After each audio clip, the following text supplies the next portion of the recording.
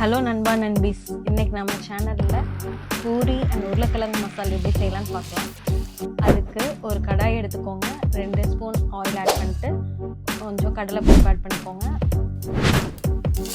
அன்னைக்கு சாப் பண்ண 2 ஆனியன்ஸ் ஆட் பண்ணியிருக்கேன், அதை ஆட் பண்ணிக்கோங்க. கருவேப்பிலை கொஞ்சம் ஆட் பண்ணிவிட்டு நல்லா ஃப்ரை பண்ணிக்கோங்க. இஞ்சி பூண்டு பேஸ்ட் ஆட் பண்ணிக்கோங்க, அதை நல்லா ஃப்ரை பண்ணிக்கோங்க. பச்சை மிளகாய் ஒரு 3 பச்சை மிளகாய் ஆட் பண்ணிக்கோங்க. நான் சின்னதாக கட் பண்ணி வச்சுருக்க ஒரு தக்காளி ஆட் பண்ணிட்டு அதை நல்லா ஃப்ரை பண்ணிவிட்டு தேவையான மசாலா ஆட் பண்ணிக்கலாம். கொஞ்சம் மஞ்சள் ஆட் பண்ணிட்டு இன்றைக்கி நான் வந்து 3 உருளைக்கிழங்கு வேக வச்சு அதை சின்ன சின்னதாக கட் பண்ணி அதையும் ஆட் பண்ணிக்கிறேன்.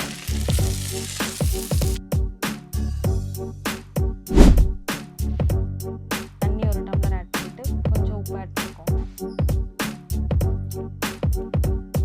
நல்லா ஃப்ரை பண்ணிவிட்டு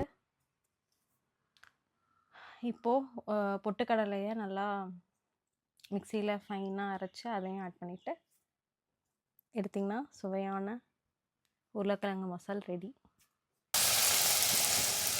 தேங்க்யூ.